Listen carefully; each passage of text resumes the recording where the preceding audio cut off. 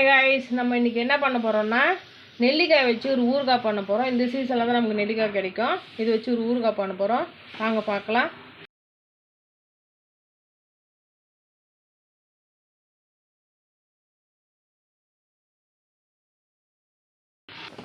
கழுவிட்டு தொடச்சி வச்சுக்கலாம். நான் வந்து ஃப்ரிட்ஜுக்குள்ளே வச்சுட்டேன், அதனால் கொஞ்சம் ஈரமாக இருக்குது. அதனால் நான் துணியை போட்டு மூடி வச்சுருந்தேன், ஈரம்லாம் போட்டோன்னு இருக்கட்டும். இதுக்கு மசாலா வந்து ஒரு 2 ஸ்பூனு வெந்தயம் எடுத்துக்கலாம், 4 ஸ்பூன் கடுகு எடுத்துக்கலாம்,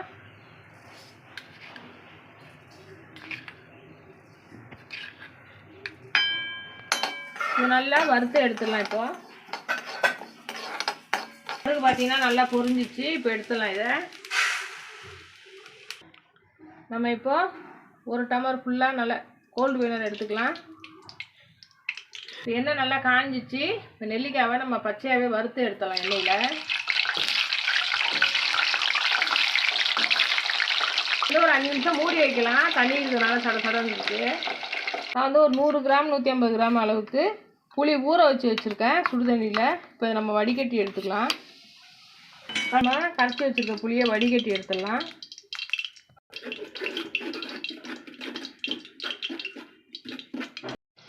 அரை கப்பு கல் உப்பு எடுத்து வச்சுருக்கோம், அது பொடி பண்ணிட்டு வந்துடலாம்.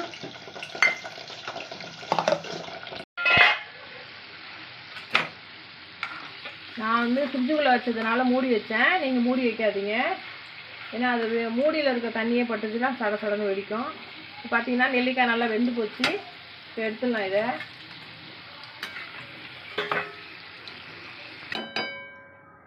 நம்ம வந்து உப்பு பொடி பண்ணதுலேயே இந்த வெந்தயமும் கடுகு பொடி பண்ணிட்டு வந்துடலாம். நம்ம வடிகட்டிக்கு வச்சுருக்க புளியை வந்து லேசாக சூடு பண்ணிட்டு வந்துடலாம். இப்போ ஆஃப் பண்ணிடலாம். போதும், நல்லா கொதிச்சிச்சு. இப்போ நம்ம நெல்லிக்காய் வறுத்து வச்சுருக்கோம்ல, அதுலேயே இந்த புளியும் போட்டுக்கலாம். மிளகாத்தூள் ஒரு சின்ன கிளாஸ், ஒரு கிளாஸ் எடுத்து வச்சுருக்கேன், அதையும் போட்டுக்கலாம். உப்பு வந்து ஒரு 4 ஸ்பூன் போடுறேன், அப்புறம் வேணும்னா போட்டுக்கலாம். 4 ஸ்பூன் அதிகமாக இருக்கும். 3 போட்டிருக்காங்க, பார்த்துட்டு போட்டுக்கலாம், ஜாஸ்தி ஆகிட போச்சு. கடுகும் வெந்தயம் பொடி பண்ணி வச்சுருக்கோம்ல, அதையும் இதிலே போட்டுக்கலாம். எல்லாத்தையும் நல்லா மிக்ஸ் பண்ணிடலாம் ஃபஸ்ட்டு. இப்போ நம்ம வந்து இந்த எண்ணெயில் நெல்லிக்காய் வறுத்த எண்ணெயிலேயே தாளிச்சிடலாம். கடுகு போட்டுக்கலாம், கொஞ்சமாக ஜீரகம் போட்டுக்கலாம்,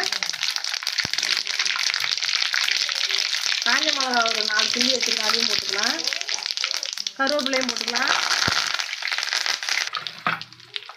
இப்போ நம்ம வந்து சூடாகவே இந்த ஊறுகாயில் ஊற்றி வச்சிடலாம்.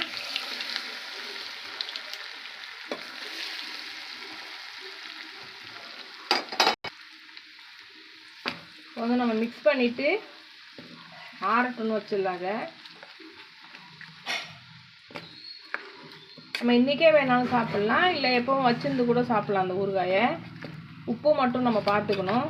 உப்பு இருந்தால் தான் கெட்டு போகாமல் இருக்கும்.